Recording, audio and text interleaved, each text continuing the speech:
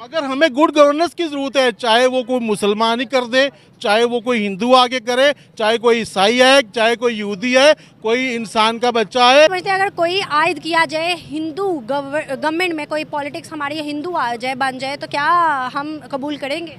नहीं, ऐसा तो बिल्कुल नहीं हो सकता, क्योंकि हमारा जो मुल्क है जो कलमे की बुनियाद पे हासिल किया गया है, हम ये कभी भी बर्दाश्त नहीं कर सकते कि कोई हिंदू आके हम पे मुसल्लत हो। लेकिन वो उनका दीन और है, हमारा मज़हब और है। हमारा मज़हब इस चीज़ की इजाज़त नहीं था कि हम किसी को इंटरफेयर करूंगा। अभी देखें, मैं भी मुसलमान हूँ, मतलब की खातर हम सीधे हो जाते हैं। तो उन्होंने क्यों वहाँ अब्दुल कलाम को सदर बनाया था? उनका तो ज़्यादा अक्सरियत हिंदुओं की थी। उन्होंने क्यों मुसलमानों को, उन्होंने अपने मुल्क को सीधा करना था, उन्होंने अपनी दुनिया में दिखाना था कि हम भाईचारे से रहते हैं। जितने भी आउट ऑफ कंट्री लोग हैं ना जी, वो सारे हमारे इस्लाम पे अमल कर रहे हैं, वो आगे जा रहे हैं। हम इस्लाम से हट गए हैं, पीछे हट गए हैं, तो हम बैक फुट ले रहे हैं, डे बाई डे बैक जा रहे हैं। तो चाहिए मुसलमानों को। मैं चैलेंज से कहता हूँ, मैं पाकिस्तानी हूँ, चैलेंज से कहता हूँ, लड़के हैं, इनको हिस्ट्री का नहीं पता, कैसे पाकिस्तान बना, क्यों इन हालात में पाकिस्तान पहुँचा, किस तरह इंडिया तरक्की कर गया, इस चीज़ के पे हम गौर नहीं कर रहे। हम सिर्फ गौर कर रहे हैं जी, वो आगे निकल गया, वो पीछे हो गया, सियासतदान करके। भाई देखो, 15 साल से मोदी को फुल पावर दी गई है, उसके सियासतदानों ने उसको तंग नहीं किया, उसकी इस्टेब्लिशमेंट ने उसको तंग नहीं किया, तभी वो कामयाब हैं। हमारे तो एक आता है, उसकी दो पहली टांगे खींचने शुरू कर देते हैं। अब देखें ना, ये हुकूमत बन गई, चलो जैसी तैसी बन गई है, अब इसमें लड़ाई झगड़ा असेंबली में होगा, क्या फ़ायदा? नुकसान तो हमें होगा ना। हमारे झगड़े देख के कोई इन्वेस्टमेंट करेगा? सारे जितने लोग खड़े हैं ना, अगर इन सब को पता चल जाए कोई हिंदू आके हमारे मुल्क को ठीक करके चला जाएगा और सबको खुशहाल करेगा, हम सब कहेंगे लाओ अभी ले आओ उसको।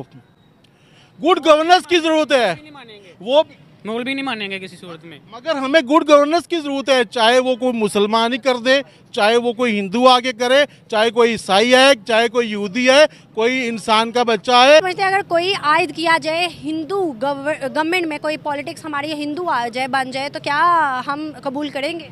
नहीं, ऐसा तो बिल्कुल नहीं हो सकता, क्योंकि हमारा जो मुल्क है जो कलमे की बुनियाद पे हासिल किया गया है, हम ये कभी भी बर्दाश्त नहीं कर सकते कि कोई हिंदू आके हम पे मुसल्लत हो।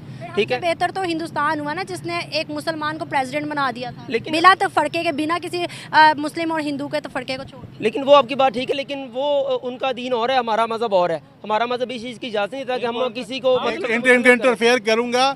अभी देखें, मैं भी मुसलमान हूँ, मतलब की खातर हम सीधे हो जाते हैं। तो उन्होंने क्यों वहाँ अब्दुल कलाम को सदर बनाया था? उनका तो ज़्यादा अक्सरियत हिंदुओं की थी। उन्होंने क्यों मुसलमानों को, उन्होंने अपने मुल्क को सीधा करना था, उन्होंने अपनी दुनिया में दिखाना था कि हम भाईचारे से रहते हैं, वो इंसानियत के लिए उन्होंने बनाया था। अगर आज अगर हम इंसानियत को देखें ना, खाली मुसलमानों का ना देखें, तो इंसानियत की खातर अगर कोई हिंदू से हम जब जाके इलाज करा सकते हैं, जब हिंदू के साथ खा सकते हैं, ट्रेड कर सकते हैं, तो हिंदू को सदर वज़ीर आज़म क्यों नहीं बना सकते? इस्लाम भी बेसिकली इंसानियत का दर्स देता है ना। हम ये कहते हैं कि ये जो लोग हमारे पे मुसल्लत हुए हैं, बेशक ये ये मुसलमान नाम के मुसलमान हैं, इनमें काम मुसलमानों वाले नहीं है।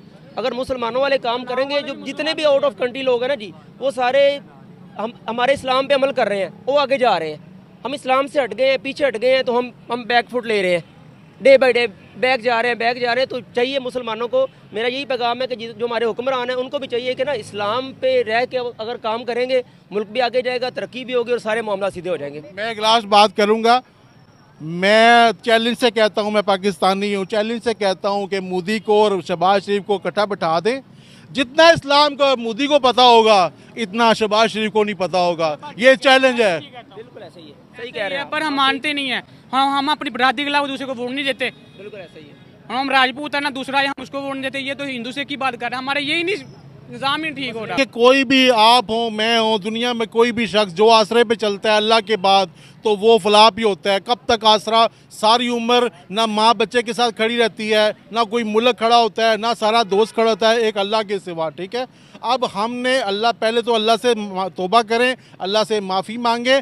ठीक है, वो उनका जो भी मसलक है, मगर वो अपने मसलक के साथ रियल हैं। हम अपने मसलक के, हम ज़बानी सलाम दुआ करते हैं, ज़बानी कलमे पढ़ते हैं, हमें दीन का हमारा कोई वास्ता नहीं है। जितनी जंग हाँ हट गए, हमें कुछ पता ही नहीं है। हमने कहा जैसे भी करें, चोरी करें, चकारी करें, आज घर वालों को खुश कर दें। ठीक है, अब ये यंग यूथ है, मेरे समेत सबको चाहिए, खाली अपने आप को क्लियर ना करें। कम अज़ कम जो यंग यूथ हमें बड़े कहते हैं इधर कुछ भी नहीं पड़ा, बाहर चले जाओ, किसी से दाड़े पैसे लेके बाहर चले जाओ, क्या करें। असल में ना मुल्क में ना मोटरसाइकिल है, एक हाथ मैं अकेला चलाता रहूँगा ना, मुझे पता होगा कुछ चीज़ ख़राब हुई है मैंने की है। अब कोई ये भी यूज़ करे, ये भी यूज़ करे, फलाना भी करे, फिर वो कहता है इसने ख़राब किया, इसने ख़राब किया। इसने ना इंडिया है, मोदी अपने कितने साल हो गए, 15-20 साल हो गए, वही उधर ही एक ही है। इधर 2 दिनों में कोई और आ गया, हफ्ते में कोई और आ गया, महीने में कोई और आ गया। वो कहता है मुल्क ने इसने तबाह बर्बाद किया, कोई इसने किया, कोई इसने किया, इसी में लगे हुए हैं।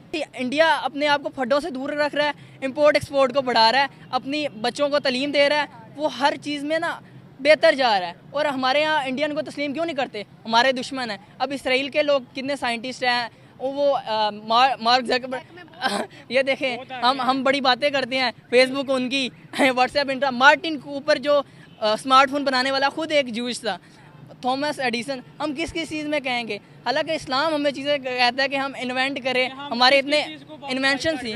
हम किस चीज़ का बाइकआउट, हम तो सब कुछ सारी चीज़ को बाइकआउट कर दिया ना हमने, पेप्सी का सबका, सिर्फ हमें गन्ने का जूस मिलेगा, हर चीज़ बाहर से आ रही है, हम खुद क्यों नहीं बनाते। हमें IMF भी कहता है अपने मुल्क साथियों के वो साइन लेके, 2 सऊदी अरब ईरान के, हमने 19 बिलियन $US हमने चाइना का कर्जा देना है, ईरान का कर्जा देना है, सऊदी अरब का कर्जा देना है। हम स्ट्रेस में हैं, डिप्रेशन में हैं, समझ नहीं आ रही नई यूथ करेंगी क्या।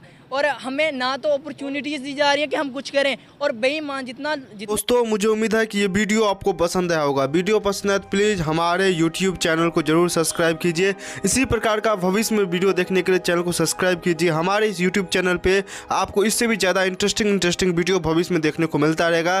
तो प्लीज़ हमारे YouTube चैनल सोच टाइम्स को सब्सक्राइब कीजिए, वीडियो को लाइक कीजिए, इस वीडियो को अपने दोस्तों के साथ जरूर शेयर कीजिए। नमस्कार, फिर मिलेंगे अगले